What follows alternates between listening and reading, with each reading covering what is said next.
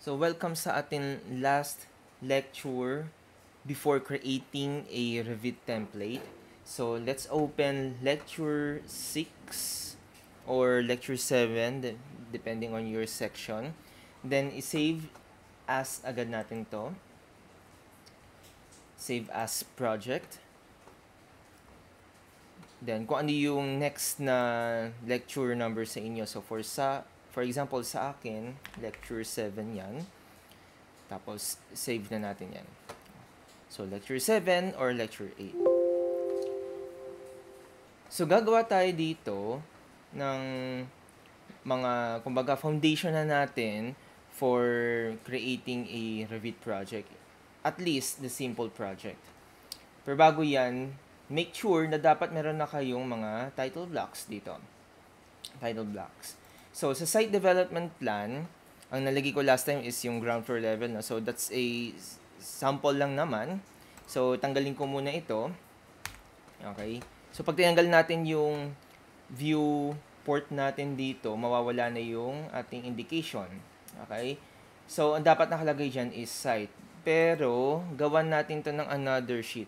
Okay. So, right-click natin yung site, tapos duplicate view, duplicate with detailing. Okay. Tapos, site copy 1, rename this as site development plan. Then, enter. Okay, tapos yung SDP na yan, or Site Development Plan, yan na mismo yung lalagay natin for our sheet number 000. Okay, tapos ayusin na lang natin to dito. Okay. Actually, meron tayong specific na title or drawing title family for this, pero sa midterm na lang natin siya pag-aralan, no? Yan, para simple lang yung gagawin natin. Pero for this, gusto natin na magkasya yung name na Site Development Plan. So, I think, kailangan natin palitan yung kanyang family ng konti lang. So, para makita mo kung ano yung pangalan ng family for your view title, so, mag-edit type tayo. So, makikita mo, yung kanyang title ay M_view title. And again, makikita mo siya dito sa project browser. Then sa families, drop down natin ito or expand. Tapos nandun siya sa annotation symbols. Annotation symbols, ito yun, M_view title. Right click, edit. Okay, tapos select lang natin itong dalawa. Okay. So, sila ay parehong tag label. Okay. So, since alam na natin sila ay parehong label, okay na yan. So, click lang natin yung isa muna. Tapos, edit type. As always, gagawin natin tong 0.85 para mas payat siya. Apply. Okay. Do the same at the bottom. Yung pinaka-scale natin. So, 0.85 dapat yan. Apply. Then, okay. Tapos, loading the project and close. But, hindi natin to easy save na. Hindi natin siya save kasi ayaw natin baguhin kung ano yun nasa mismong Revit system files. Sinasave lang ito kapag may gagawin ka na panibagong sarili mong templates. Pero kung ito ay pang mabilisan lang, usually di ko na sinasave, no? So, inano ko lang ito. Pero, maglo-load pa din siya. Basta i-overwrite natin siya pati yung parameter values, no? Ayan, maglo-load pa din siya dito. Ayan, nagbago na yung ating itsura. Okay? So, nagkasya na ngayon yung SDP. Kanina kasi bumababa pa yung plan dito sa baba. Okay, so para medyo marunong na din kayo mag-edit ang sarili niyo mga family. Tapos, habang nakaklik kayo dito sa viewport, nakikita nyo, lumilitaw yung drag, pwede mo siyang i-adjust dito. Ayan, tapos, kasya na yung ating mga drawing title and plan. Okay. So, ito yung SDP natin. Pero wala tayong ilalagay muna na mga property line. Okay. Ang makikita lang natin is yung ating roof. Yan. So, kung ano yung magiging roof ninyo, that's okay. Yan. So, igitna lang natin ito. Tapos, click ko yung drawing title. Adjust ko lang ulit. Ayan. Okay? So, bahala na kayo sa pag-aayos ng inyong layout ng inyong drawing. So, ako, adjust ko lang ito. Ayan. Tulad ng sabi ko last time, ayoko nang may overlapping. Okay. Tapos, so, meron tayong SDP. Tapos, sa ground floor plan, yan ang wala pa tayo. So, let's drag ground floor level into this title block. Ayan. So, napansin nyo, no? Itong mga drawing titles natin, pare-pareho na sila na magkakapareho in kanilang font. Ayan. Pareho lang sila may width factor. So, adjust ko lang dito. Ayan. So, naka-ready na tayo para gumawa ng floor plan. Okay? Pero, dito, bago tayo gumawa ng prelim major plate natin na bungalow. So, syempre, meron kayong assignment on Friday, I think, na may papasa kayo para yung maging basis natin for the drawing. Pero may i-demonstrate muna ako sa inyo. So, pag tayo gumagawa ng wall, WA, at kung siya naman ay square or rectangle, so gawa na niyo siya ng rectangle dito. Suppose na tayo ay gagawa ng wall, no, tapos ang face natin ay along this grid lines. So, dito sa option bar pa lang, papalitan na natin yung kanyang location line. Okay? So, imbis na center line tayo ay mag-face exterior. Finish face exterior. Finish face exterior. Tapos, yung height niya, imbis na unconnected, i-connect na natin agad sa bottom of roof beam. Okay? So, ito mga pinapalitan natin, pwede din siyang maipalitan dito sa properties palette. Okay, so ganun din yung purpose natin. So base constraint niya, ground floor. Tapos yung top constraint is bottom of roof beam. So pwedeng ganun yung mangyari sa atin, no? Tapos, ayan, pwede din natin palitan yung ating wall. For example, gusto kong wall is filled. Ayan, generic 200 mm filled. So, since this is a basic lecture or topic lang muna, okay, konti lang babaguhin natin dito. For example, edit type natin yan.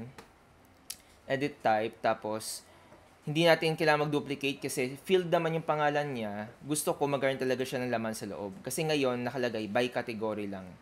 By category. Okay? So, click natin yung by category, tapos may makikita kayo dito na maliit na square, na may tatlong period. So, let's click this to open the materials browser. Tapos, type natin sa search, wall. Yan. Hanapin natin si default wall. Default wall. Right-click that, then duplicate material and assets. Okay, so basta gagawa kayo ng panibago ninyo, always do a duplicate. Huwag ninyong babaguhin kung ano yung binigay na ng Revit. Okay? So, ipangalan natin dito, solid wall. All caps, para alam natin na tayo ang gumawa ng material na ito. Now, look at your graphics tab. Yan, may makikita kayo dyan, shading, surface pattern, cut pattern. Yan. Pag sabing shading, this is applicable only kapag mag-render ka. Okay, pag may rendering ka, shading ang makikita dyan. Kapag surface pattern naman, render man or yung pinaka 3D lang na may material, ito makikita, surface pattern. Okay? Kaya, ang term ay surface. Yan, nakikita mo sa labas. Okay? Pero pag sabing cut pattern, pag hiniwa mo yung wall, ito makikita niya. So, since kapag sabing floor plan, naghihiwa ka ng floor, naghihiwa ka ng walls and the elements inside it. Okay? So, yun ang makikita natin.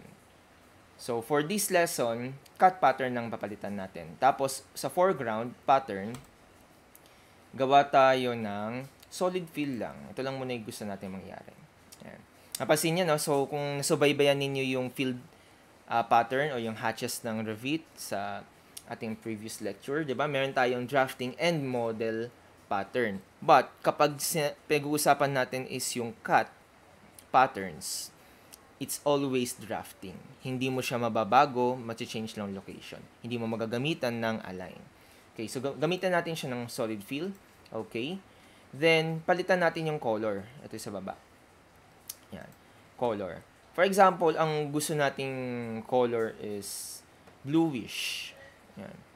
Lagyan natin dito blue, pero gusto ko may hue na medyo dark na siya. Ayan. Okay, so let's make the blue 75. 75. Ayan. 75 tas green 50. So dark siya. Ayan. Apply natin, then okay. Tapos okay. Apply, okay. Ayan. Kung gusto mong ilagay ulit ang iyong wall dito sa mga lines na ito, make sure na ang location line is finish face exterior. So let's click first at grid A1. Tapos grid D3. Look at your preview. Okay? So pag okay na sa yung preview na iyan, pwede mo na i-click. But kung hindi ito yung intention mo na gawin, pwede mo pang gawan ng panibagong orientation. Again, look at your status bar. Nakalagay sa status bar, space, flips, orientation. So, pag nakatapat ako dito, hindi pala ganito yung orientation ko, space ka lang. Magpapalit na siya ng placing ng wall. Okay, pero tama naman yung ginagawa natin kanina, so okay na ako dyan. Let's click. So, ayan na, yung ginagawa natin kanina na wall. Diba? Now, kung napansin nyo sa last nating topic, gumawa tayo ng structural column. No? Napansin nyo, naging distinguishable na ngayon yung ating mga columns. Kasi kumabit yung architectural column, siya ay nag-join dito sa ating walls. Okay. Kaya crucial na meron kang architectural column and structural column. Ayan. So, nakita natin ngayon yung difference nila. So, meron tayong wall. Okay. Dagdag tayo ng wall. So, WA for wall. This time, ang location line naman niya ay wall center line. O, gigitna na tayo. So, lagyan natin ng walls here. Tapos, meron tayong wall here. Ayan. Okay. So, suppose meron tayong tatlong room. So, meron tayong command for placing rooms. So, baka inisip kasi ninyo, gagamitan ninyo ng text, yung TX, tapos lagay-lagay ninyo. So, medyo matagal yon at it defeats the purpose of being a BIM or BIM. Okay? So, kailangan, ang gagamitin natin is yung room command or RM. Yan, RM. So, napansin niyo, pag gagawin tayo ng RM, pag tinapat mo sa loob ng isang ginawa mong room, enclosed room, kailangan enclosed siya, yan, nagkakaroon tayo ng X and may nakalagay na room tag. Try ninyong ilagay mo na sa labas, wala tayong kniklik muna, no? Lagay mo sa labas, nagkakaroon ka ng highlighted na blue. Tapos pag kinlik ko ngayon, ayan, sasabihin sa iyo, warning, room is not in a properly enclosed region. Okay? So, bisibihin, gagana lang ang room tab kung siya ay naka-enclosed. Okay. Escape natin. Now, better na kapag nakapaglagay ka ng maling room, mag-undo ka na lang. Kasi pagka dinelete ko tong room, delete ko ano sasabihin sa iyo? Sabi, a room tag was deleted but the corresponding room still exists. So, pagka ang dami mong room na nagawa na puro mali, magdadagdag yan sa system kasi pwede kang gumawa ng room schedule out of this. So, yun nga, padagdag sa system, nakakadagdag din sa performance. Lalo na kung meron tayong mini-maintain na performance for your PC or laptop. Okay, so again, kung nagkamali ka maglagay ng room, better, mag-Control Z ka na lang, mag-undo. Okay. So, pwede mo lagyan ng room isa-isa. Yan, so, lagyan ko dito, 1, 2, 3. Yan, may room ka na. Tapos, pwede ko siyang isa-isa din na ilagyan ng name. Okay. But, ulitin ko, no? Control Z, Control Z, Control Z, Control Z. Kasi may mas mabilis na paraan para malagyan to ng room. Suppose na kompleto mo na lahat ng walls, pwede mo lagyan ng room yan ng sabay-sabay. Okay. Pwede mo yan lagyan ng room ng sabay-sabay. So, paano yon? So, mag-RM tayo. Tapos, click mo ito. Place rooms automatically. Click. Yan. Sasabihin sa'yo, tatlo yung nagawa lang yung room. Kasi, tatlo lang yung ginawa mo na enclosed na mga spaces. O yan, so meron ka ng room. matik na siya. Okay? So, ano ang pwede natin gawin sa mga rooms na ito? Pwede mo siyang lagyan ng mga names. For example, this is bedroom 1. This is toilet. Tapos, this is living area. Ayan. Tapos, meron kang mga room numbers, no? So, pwede mo palitan yung room number. Bawa, gusto mo ito ay number 4. Ayan. So on and so forth. So, pwede siyang maging ganyan na pwede mong i-edit. Or, meron pang ibang mga options. As always, let's look at our properties palette.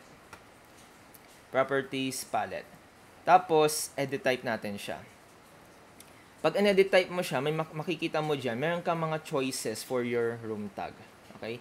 Pwede ka mag-show volume, mag-show ng room number, saka show area. Tapos, pwede ka din maglagay ng leader arrowhead. Okay, pero medyo advanced na itong mga to, no? So, pwede man gawin dito is drag down mo na lang yung properties palette mo, type selector, tapos palitan mo siya ng room tag with area.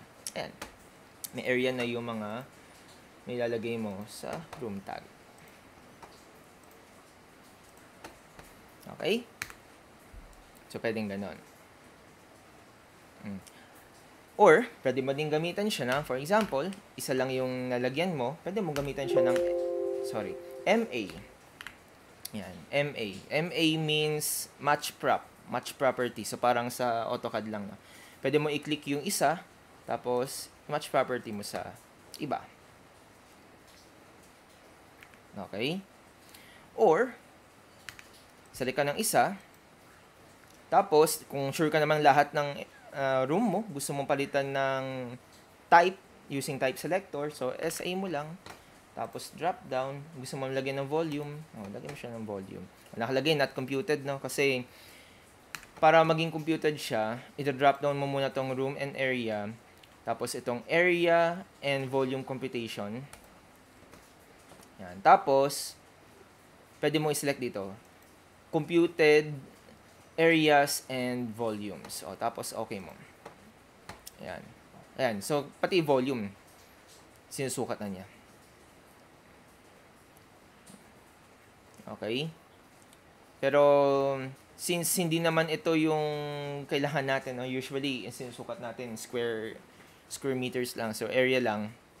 So, gawin natin, SA, let's select only room tag with area. Room tag with area. Tapos, meron pa tayong pwedeng gawin. For example, pag nag-tag ka dito sa bedroom 1, so, one tab, another tab, ayan, lilitaw na yung, yung X. So, click natin yung X na yan, makikita ninyo kung ano lang yung sinusukat niya. Sinusukat lang niya itong area na to. Ayan, yung inner face or interior face of your wall. Interior face. So, kulang yung sukat kasi hindi nasusukatan yung loob ng iyong wall. Okay? So, this is crucial kung ang iyong architectural regular services is by square meters ang bayad sa iyo. Okay? Tapos, syempre, iniisip mo pati yung mga sukat ng mga walls, di ba? Alangang hindi mo sama sa sukat yan, hindi ka makakagawa ng maayos na computation, di ba? So, paano natin ito gagawa ng reference? So, pwede natin gawin is escape muna. Tapos, ibuksan ninyo ang expanded ribbon panel. Tapos, area and volume computations. Ito yung binuksan natin kanina. Pwede ninyong ilagay sa room area computation, ilagay natin siya sa at wall center. At wall center. Tapos, okay. Papansinin niyo magbabago yung sukat ng mga square meters natin dito, no? So, paano yon? Okay natin. Ayan, nagbago. Kasi sinukat na niya, itapat ko ulit dito, tapos tab. Ayan. Isinama na niya pati yung loob. Ayan. Okay, mga gitna na yung sinusukat niya. Okay? Ang natitira lang na hindi niya masusukat, itong nasa labas. Pero kasi, yun ang purpose kung kaya meron tayong tinatawag na area naman dito. Pero that's another topic. Okay? So, pwede na kayong gumawa ng room tabulation out of this. Pero sa prelims pa lang naman tayo, so hindi ko pa naman i-require yon. Gawin na lang natin yon by either midterm or sa final ng mga major plate natin. Okay. And as always, baka kasi magkulang yung space ninyo for this. Okay? So, baka pwedeng maganda gawin natin, diitan ulit natin yung width factor ng mga ito. So, ang pangalan niya ay m_room tag. So, hanapin din natin siya dito sa families, tapos annotation symbols, tapos m_room tag. So, ito yon. Right-click natin, tapos edit. So, since pare-pareho naman ito ng family type, lahat sila ay tag label 3mm. So, pwede natin itong i-click edit type. Tapos, pag pinilitan natin itong isa lang, gawin natin 0.85 yung width factor, apply OK. Lahat yan mag-apply na siya. Tapos, load in the project and close. Tapos, no need to save now. No save. Kasi pagka nag-save tayo, mapapalitan yung system file. Okay, pinapalitan lang natin yung system family inside this project file only. So, overwrite existing version and its parameter values para lahat talaga mapapalitan. Ayan, so mas maikli na siya, no? So, pwede natin mapahaba pa yung mga names na iyan. You can make your own if you will open again the mroom tag, tapos save as. So, pwedeng ganun na magsisave kayo, tapos ilo-load nyo siya, then papalitan nyo dito sa inyong properties palette. But, that's another topic, no?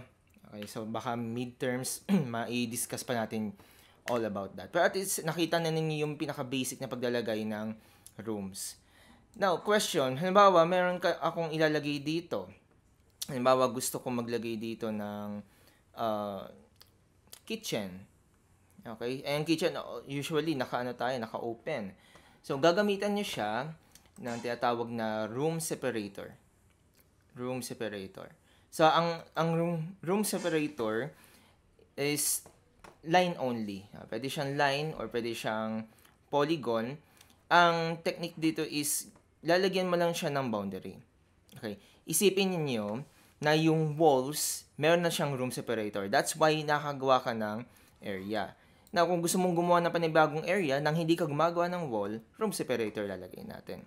So, for example, lagay natin sa midpoint ng column na to. Midpoint to midpoint. Tapos, midpoint ulit. Ayan. So, napansin nyo, lumiit na yung living area natin kasi iniisip niya panibagong room na pwede mong lagay dito. So, maglalagay tayo ng bagong room, RM. Tapos, okay, mali yung niligyan niya. Okay. So, ang niretain niya na room is ito. So, kung ano yung naka-highlight na blue, ibig sabihin meron na siyang room. Pagka white pa lang, wala pa siyang room. Dito natin lagay yan. Yan, lagay ko dito.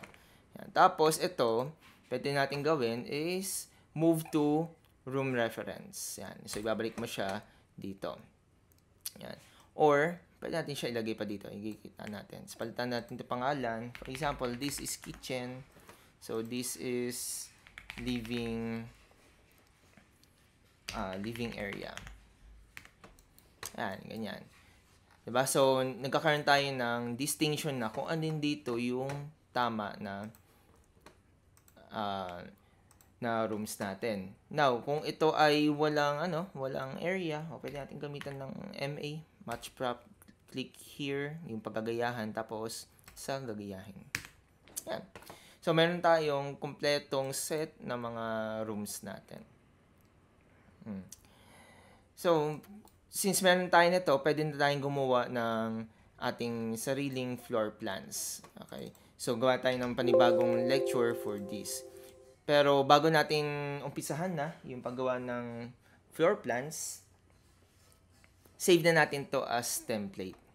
Okay? Save natin to as template. Bago tayo mag-save ng template, okay, gusto kong gawin muna natin is mag-delete tayo ng mga hindi natin kailangan sa templates. Okay? So, ano yung mga hindi natin kailangan? Make sure muna na kayo ay nakapin sa lahat ng grids ninyo, ha? Yan. Tapos, ipin na natin pati itong mga dimensions natin. So, PN, para din natin sila magagalaw. Okay? Tapos, yung mga elevation tags natin, paki-pin na din to. Yan. Paki-ayos sila na parang ganyan na para para maayos lang tingnan. Okay, so let's pin this on also. Ayan. Para nakaayos na siya. Tapos bago pala ang lahat, pwede natin 'to lagyan ng ng north orientation pala. So CM for north orientation, or pwede tayo magbukas ng, try natin baka meron na dito sa template natin. So annotate, ayan. Annotate tab, tapos symbol. Ayan, symbol. Tapos load family. Let's make sure na tayo ay nasa English. So ito ay Imperial pa din. So dapat ito ay English, US. Tapos annotation. Tapos sa baba, makikita nyo dito meron tayong M_north arrow 1 or 2. Ito mo ng 1 kasi tayo naman ay gagamit muna ng simple na mga templates. So north arrow 1. Ayan. So nag-load na ating north arrow. Tapos lagyan mo lang dito. Ayan. Meron kayo north arrow. Yan. Kung marunong ka ng mag-edit ng family, pwede mong i-edit to. Okay. Pero hindi ko na i-require yan. So okay na ako dyan. So meron tayong north orientation. Okay. Pero ito ay i-retain natin. So pin natin yan. Ang tatanggalin natin is ito mga to. Yan. So select all of that, tapos delete. Yan.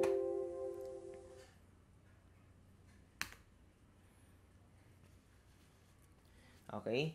So, since kapag delete na tayo ng objects, hindi mawawala yung ginawa natin ng mga templates. Okay? Dinilit lang natin yung mga naka-place na objects. So, pagka gumawa ka ulit ng wall, for example lang, no? Tapos, gumawa ka, kulay blue pa din yung itsura niyan.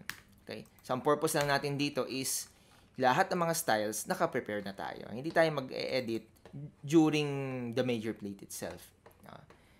Okay? Ang in-edit lang natin, yung mismo magiging design natin. Dito sa SDP, i-delete din natin itong roof. Tapos kung ano man ito. Ceiling. Or pwedeng sa 3D, delete na natin to lahat. Oops, wait lang. Yung level lines naman, wag ba natin delete na. So, PN, SA, tapos PN. Select all, tapos pin natin lahat. Okay. So, para, hindi natin siya madidelete. So, select natin lahat ng mga nandito. Okay. So, hindi na madidelete yung mga naka-pinned objects. Yung sinasabi ko sa inyo, nakahalagahan ng pag-pin ng mga objects na ayaw natin ma-delete. Ayan. Okay. So, yon. Pakilagyan na lang din ng dimensions lagi yung mga grid lines natin, no? So, para ma-practice kayo kapag nasa real site na tayo, lagi kasing nahanap ng mga contractor is nasaan at gaano kalayo ang mga grids ng isa't isa. Those are reference lines kasi. Kaya kailangan meron siya mga dimensions. Okay? So, pakilagyan yan sa lahat, pati dito sa site development plan natin.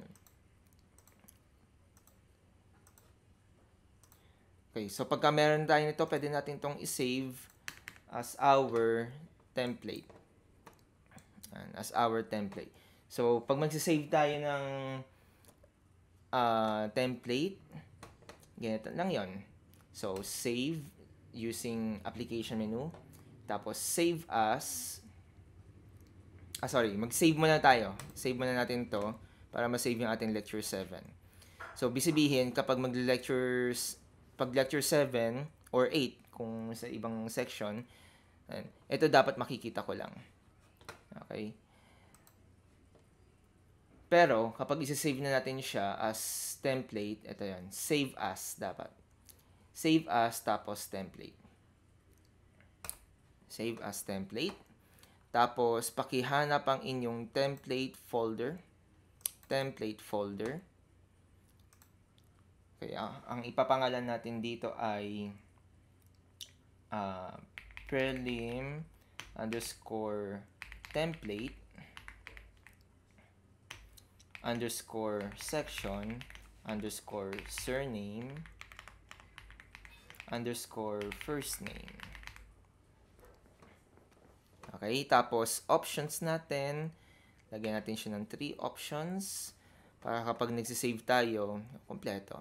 Okay, ano pala tandaan kapag tayo ay nasa template file, dapat ang nakalagay ay .rte. Pag .rvt, hindi ka nagsisave ng template, ikaw ay nagsisave ng Revit project. So again, .rte tayo dapat.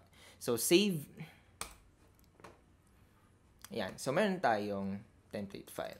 Okay, so see you sa next natin na lecture. So doon tuturuan ko kayo ng basic na paggawa naman ng floors, doors, windows, and other elements na kailangan natin sa bungalow floor plan.